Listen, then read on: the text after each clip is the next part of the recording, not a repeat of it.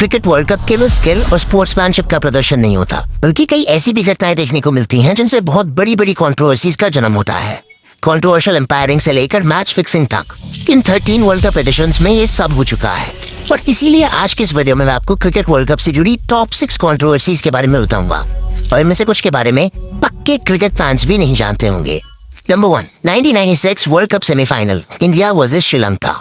बस इसलिए कि आप हार रहे हैं, बोतलें, ईंट, पत्थर फेंक कर खेल ही ना होने दो, तो ये तो खराब खेलने से भी ज्यादा शर्मनाक है।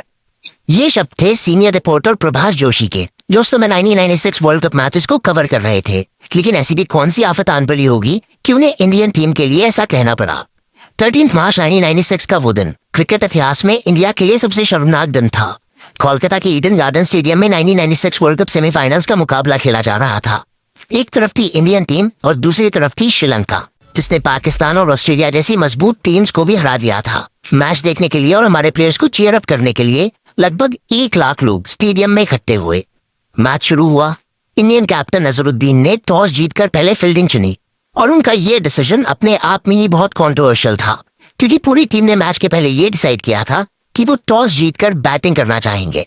पहली इनिंग खेलकर श्रीलंका ने इंडियन टीम को 252 रन का टारगेट दिया। इंडियन टीम जब खेलने आई तो सचिन तेंदुलकर बहुत अच्छा खेल रहे थे। उस समय इंडिया के 23 ओवर्स में 98 रन थे और केवल एक ही विकेट गिरी थी। ऑडियंस को ये लग रहा था कि इंडिया फाइनल्स में जाने के लिए तैयार है, और स्ट्रॉन्ग बैटिंग लाइनअप के चलते इंडिया कंफर्टेबली ये मैच जीत जाएगा। ऑडियंस भी इस वक्त में बहुत चार्ज अप हो गई थी और इंडिया के नारे लगा रही थी। लेकिन तभी सनत जयसूर्या की डाउन द लेग बॉल पर सचिन तेंदुलकर स्टंप आउट हो गए। एक पल में मैच का पासा पलट गया। पूरे इंडिया के साथ साथ उस मैच की ऑडियंस की भी सांसें मानो अटक गई थी। ऑडियंस की आधी उम्मीदें वहीं टूट गई। सचिन तेंदुलकर के बाद बैटिंग करने आए इंडियन टीम के कैप्टन अजहरुद्दीन। सिर्फ 6 बॉल खेलकर अजहरुद्दीन आसान कैच देकर आउट हो गए। इसके बाद 2 रन और बने और संजय मांजरेकर आउट हुए। श्रीनाथ भी 9 रन बनाकर आउट हुए, और इसके 5 रन बाद अजय जडेजा भी आउट हो गए, और उसके 5 रन बाद नयन मुंगिया और उसकी अगली ही बॉल पर आशीष कपूर भी कैच आउट हुए। एक के बाद एक विकेट्स का सिलसिला चलता रहा, और साथ ही इंडियन फैंस की टेंशन्स भी बढ़ती रही। और जो ऑडियंस अब तक इंडियन टीम को पॉजिटिवली चीयर कर रही थी, वही ऑडियंस अब एक मॉब की तरह पेश आने लगी। 98 पर 1 विकेट वाली इंडियन टीम 75 बॉल्स के बाद 120 रन पर 8 विकेट्स बन गई थी। सही मायनों में इंडियन टीम की परफॉर्मेंस इस मैच में चोक कर गई थी, और इससे पूरा देश निराश था। और फिर मानो शुरू हुआ स्टेडियम में तांडव। इंडियन टीम को हारता हुआ देख लोगों ने पेशेंस खोकर स्टैंड में मौजूद सीट चला दी, प्लेयर्स पर बॉटल्स फेंकने लगे, पत्थर मारने लगे, जिसके चलते मैच बीच में ही रोकना पड़ा। मैच रेफरी को लग रहा था कि थोड़ी देर बाद भीड़ का गुस्सा शांत हो जाएगा, लेकिन ऐसा नहीं हुआ। वेस्ट बंगाल के स्टेडियम में जमा हुए 1 लाख लोग गुस्से से लाल हो गए थे, और सिचुएशन अब क्रिकेट स्टाफ और प्लेयर्स के लिए बहुत डेंजरस हो गई थी। और इसी बीच कुछ कांच की बॉटल्स श्रीलंकन प्लेयर्स की तरफ फेंकी जाने लगी, जिसकी वजह से रेफरी ने श्रीलंकन टीम को मैच का विनर घोषित कर दिया। कुछ समय पहले अपनी टीम को जिताने वाले इंडियन प्लेयर्स अब लोगों के गुस्से और गालियों को सुन रहे थे। मैच के बाद अनिल कुंबले और विनोद कांबली, जो क्रीज पर नॉट आउट थे, वो रोते हुए पवेलियन लौट गए, और सभी प्लेयर्स को एक्स्ट्रा प्रोटेक्शन के साथ होटल्स तक पहुंचा दिया गया। इस वाकये के 15 साल बाद एक टीवी इंटरव्यू में विनोद कांबली ने यह आरोप लगाया था कि कैप्टन अजहरुद्दीन उन्होंने मैच फिक्सिंग की थी और विनोद कांबली को बलि का बकरा बना दिया था। विनोद कांबली के अनुसार इंडियन टीम टॉस जीतकर बैटिंग करने वाली थी। यहाँ तक कि बैटिंग के लिए नवजोत सिंह सिद्धू पैड पहनकर भी रेडी हुए थे ताकि वो ओपनिंग कर सकें, लेकिन अजहरुद्दीन ने पहले फील्डिंग चुनी। इसके बारे में सचिन तेंदुलकर ने भी अपनी बायोग्राफी में लिखा था। वो भी अजहरुद्दीन के इस फैसले से बहुत हैरान थे। खैर, इन द ईयर 2000 अजहरुद्दीन को एक दूसरे मैच फिक्सिंग मामले में दोषी पाया गया, और उन्हें हमेशा के लिए क्रिकेट से बैन कर दिया गया। ये मैच इंडियन क्रिकेट हिस्ट्री का एक सबसे डार्केस्ट डे था। मूविंग ऑन, नंबर 2, साल 2003 का वर्ल्ड कप खिलाड़ियों के खेल से ज्यादा उसमें हुए कई विवादों के चलते याद रखा जाएगा। 2003 का world cup south Africa, Kenya और जिम्बाब्वे, ये 3 देश होस्ट कर रहे थे। इस वर्ल्ड कप में कंट्रोवर्सीज की शुरुआत होती है ऑस्ट्रेलियन प्लेयर शेन वॉर्न से। वर्ल्ड कप खेलने के लिए जब शेन वॉर्न साउथ अफ्रीका पहुंचे तो वहां उनका डोपिंग टेस्ट हुआ, जिसमें शेन वॉर्न फेल हो गए, और आईसीसी ने उन्हें 1 साल के लिए इंटरनेशनल क्रिकेट से बैन कर दिया। ये शेन वॉर्न और ऑस्ट्रेलियन क्रिकेट के लिए एक शर्मनाक इवेंट था। इसके बाद जब मैच स्टार्ट हुए तो न्यूजीलैंड ने केन्या के अगेंस्ट और इंग्लैंड ने जिम्बाब्वे के अगेंस्ट मैचेस खेलने से ही मना कर दिया। खेलने से बॉयकॉट करने के पीछे इंग्लैंड टीम का पॉलिटिकल रीजन था। उस वक्त जिम्बाब्वे और इंग्लैंड के डिप्लोमेटिक रिलेशंस बहुत खराब थे, और इसी कारण से इंडियन क्रिकेट बोर्ड ने डिसाइड करा कि इंग्लैंड टीम ये मैच नहीं खेलेगी। लेकिन आईसीसी ने इंग्लैंड के इस बॉयकॉट को नजरअंदाज करते हुए जिम्बाब्वे टीम को विनर घोषित किया। न्यूजीलैंड की बात करें तो न्यूजीलैंड ने भी केन्या के खिलाफ मैच खेलने से मना कर दिया था। ऐसा इसलिए क्योंकि न्यूजीलैंड टीम को एक आतंकी ऑर्गेनाइजेशन ने ना खेलने के लिए धमकियां दी थी। इसके चलते न्यूजीलैंड केन्या के खिलाफ नहीं खेल पाया और अंत में केन्या को विनर घोषित किया गया। कुछ इस तरह पहली बार केन्या और जिम्बाब्वे की टीम्स बिना मैच खेले मैच विनर्स बन गई थी। 2003 का वर्ल्ड कप इंडियन टीम के लिए भी बहुत खास था क्योंकि पहली बार इंडियन टीम ऑस्ट्रेलिया के खिलाफ फाइनल्स में पहुंची थी। लेकिन सौरभ गांगुली ने पहले फील्डिंग चुनी और अपने ही पैरों पर कुल्हाड़ी मार दी कि ऑस्ट्रेलियन खिलाड़ियों ने पहले बैटिंग चुनकर इंडियन टीम को बहुत बुरी तरह पीटा।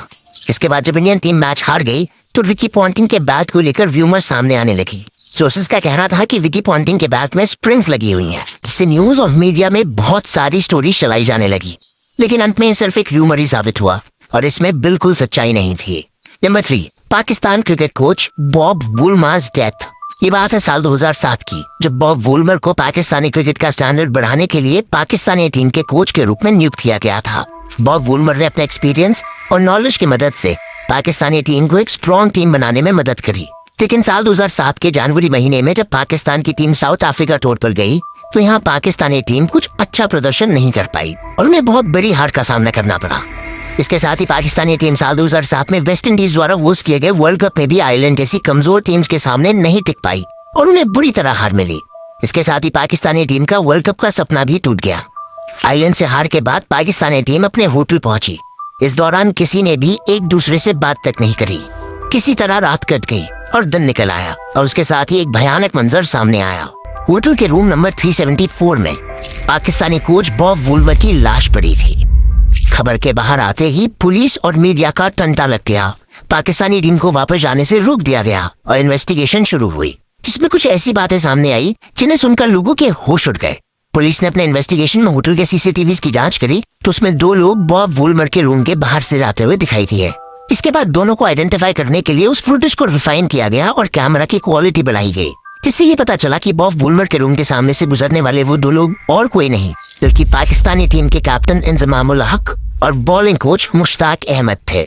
न्यूज में खबर आते ही तरह तरह की कॉन्स्पिरेसी सामने आने लगी। लोग हर तरह की बातें करने लगे और पाकिस्तानी क्रिकेट बोर्ड के सामने एक बहुत बड़ी कंट्रोवर्सी आकर खड़ी हो गई। इसके बाद इन दोनों से गहरी पूछताछ की गई, जिसमें ये सामने आया कि ये दोनों रात में बॉब वुलमर के कमरे में 2 शैंपेन की बॉटल्स लेकर गए थे। फिर कुछ दिनों बाद बॉब वुलमर की डेथ को हार्ट अटैक करार दिया गया। लेकिन बॉब वुलमर की वाइफ का उसके बाद भी ये कहना था कि उन दिनों बॉब वुलमर मैच फिक्सिंग पर एक किताब लिख रहे थे, जिसमें वो क्रिकेट हिस्ट्री के कई बड़े फेसेस का नाम लेने वाले थे, जिसमें पाकिस्तानी टीम के भी कई प्लेयर शामिल थे। लेकिन उनकी ये किताब कभी पूरी नहीं हो पाई और इस किताब के बाहर आने के बाद क्रिकेट वर्ल्ड के एक्सपोज हो जाने के डर से किसी ने उनको मरवा दिया। खैर, इन्वेस्टिगेशन में तो उनकी cause of death heart attack ही बताई गई। कुछ भी हो, लेकिन आज तक बॉब वुलमर की डेथ का असली और सैटिस्फैक्टरी रीजन नहीं पता चल पाया है और यह वर्ल्ड कप 2007 की बिगेस्ट कंट्रोवर्सी बनकर रह चुकी है। Number 4, final of world cup 2019, England versus New Zealand. 14 जुलाई 2019 न्यूजीलैंड और England world cup final match के लिए तैयार थी। दसियों हजारों लोगों से भरा हुआ मैदान जोर जोर से शोर कर रहा था। सब लोग अपनी अपनी टीम्स के लिए चीयर कर रहे थे।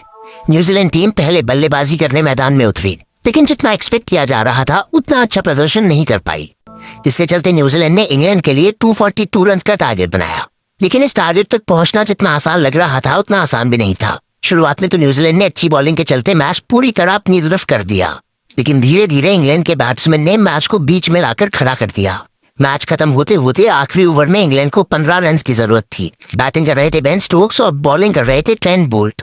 आखिरी ओवर की पहली 2 बॉल्स डॉट बॉल चली गई। तीसरी बॉल पर स्टोक्स ने करारा छक्का जड़ दिया। अब बचे थे 3 बॉल और रन थे 9। ट्रेंट बोल्ट ने ओवर की 4th बॉल फेंकी। स्टोक्स ने चौका लगाने का सोचा, लेकिन बाउंड्री पर खड़े फील्डर मार्टिन गुप्टिल ने बाउंड्री से जोरदार थ्रो फेंका। लेकिन तब तक स्टोक्स दूसरा रन बनाते हुए स्ट्राइक तक पहुंच ही रहे थे। लेकिन गुप्टिल का फेंका हुआ थ्रो देखकर उन्होंने डाइव मार के स्ट्राइक तक पहुंचने की सोची। इसी बीच थ्रो में फेंकी हुई बॉल गलती से या कहीं लक से स्टोक्स के बल्ले से टकराई और बाउंड्री की तरफ चली गई। इस सब में एम्पायर ने 6 रन दिए।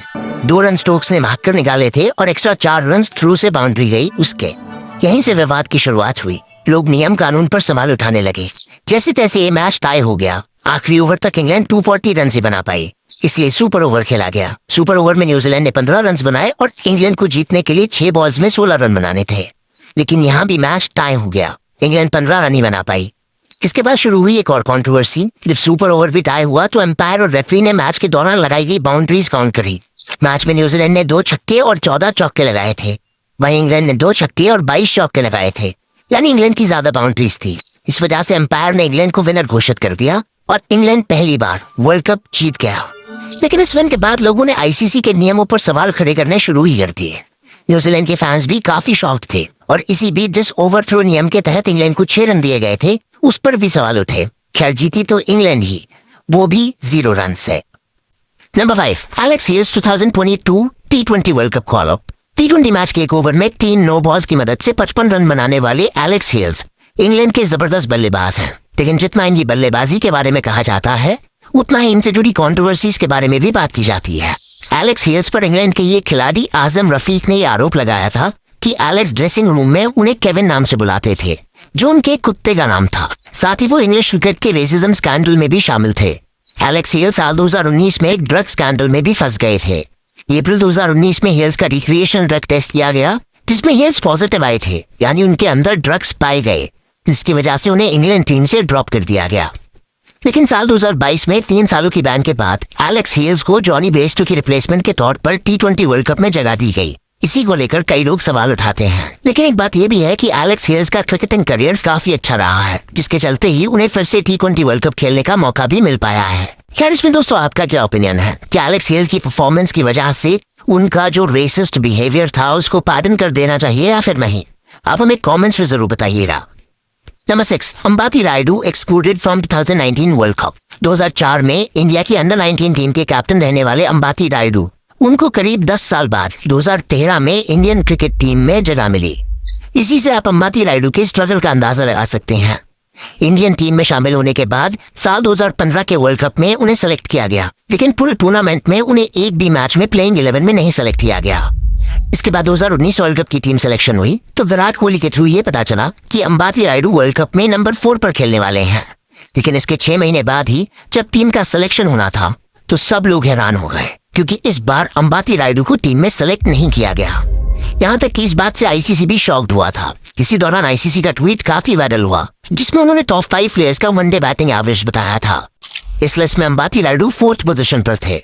वर्ल्ड कप के लिए टीम में सिलेक्शन ना होने की वजह से फैंस नाराज हो गए और ऐसा कहा जा रहा था कि अंबाती रायडू क्रिकेट पॉलिटिक्स के चलते वर्ल्ड कप से बाहर हो गए हैं। लेकिन इस पर चीफ सेलेक्टर MSK प्रसाद ने कहा था कि अंबाती रायडू की जगह विजय शंकर को उनकी 3 डायमेंशनल एबिलिटी की वजह से टीम में शामिल किया गया है। इसी दौरान अंबाती रायडू को आइसलैंड क्रिकेट टीम से भी खेलने का मौका मिला, लेकिन उन्होंने अपनी नेशनलिस्ट वैल्यूज की वजह से इंडियन टीम के खिलाफ खेलने वाली टीम की तरफ से खेलने से इनकार कर दिया और 2 जुलाई 2019 को अंबाती रायडू ने अपने इंटरनेशनल क्रिकेट करियर से रिटायरमेंट ले ली। पर दोस्तों जब हम अंबाती रायडू के क्रिकेटिंग जर्नी को और करीब से देखने की कोशिश करते हैं तो हमें ये पता चलता है कि अपने पूरे करियर में ही क्रिकेट पॉलिटिक्स का शिकार हुए हैं। दरअसल ये अंडर 19 की टीम के वक्त से ही बहुत प्रॉमिसिंग टैलेंट के रूप में उभर रहे थे और अंडर 19 टीम को अपनी कैप्टनशिप से लीड करने के बाद सभी लोग इनके सीनियर टीम में डेब्यू की तरफ नजर लगाए हुए थे। पर इस डेब्यू के आने से पहले ही इनके करियर में कुछ बड़े इवेंट्स हो गए। इस सब की शुरुआत हुई जब इनके प्लेयर्स एंड स्टेट एसोसिएशन से विवाद हुआ और फिर उन्होंने BCCI के राइवल्स के द्वारा शुरू की गई इंडियन क्रिकेट लीग यानी ICL में कॉन्ट्रैक्ट साइन कर लिया। इस वजह से BCCI ने इन्हें नेशनल टीम के सिलेक्शन के वक्त इग्नोर करना शुरू कर दिया और अगले कुछ सालों तक अंबाती रायडू इसी वजह से टीम में नहीं आ सके। फिर 2009 में फाइनली BCCI ने इन्हें एक मौका देने का फैसला करा और रायडू यहीं से अपने डोमेस्टिक करियर में लौट गए और यहीं से उन्होंने अपने ICL कॉन्ट्रैक्ट को भी टर्मिनेट कर दिया था। फिर डोमेस्टिक क्रिकेट और IPL में बहुत ही स्ट्रॉन्ग परफॉर्मेंस देने के बाद फाइनली 2013 में इनका डेब्यू हुआ और कुछ इसी तरीके से अंबाती रायडू का कंट्रोवर्शियल क्रिकेट करियर शुरू हुआ था। तो दोस्तों यही थी हमारे हिसाब से वो टॉप 6 कंट्रोवर्सीज जो क्रिकेट वर्ल्ड कप को घेरे हुए हैं। आपका इन कंट्रोवर्सीज के बारे में क्या ओपिनियन है हमें कमेंट्स में जरूर बताइए।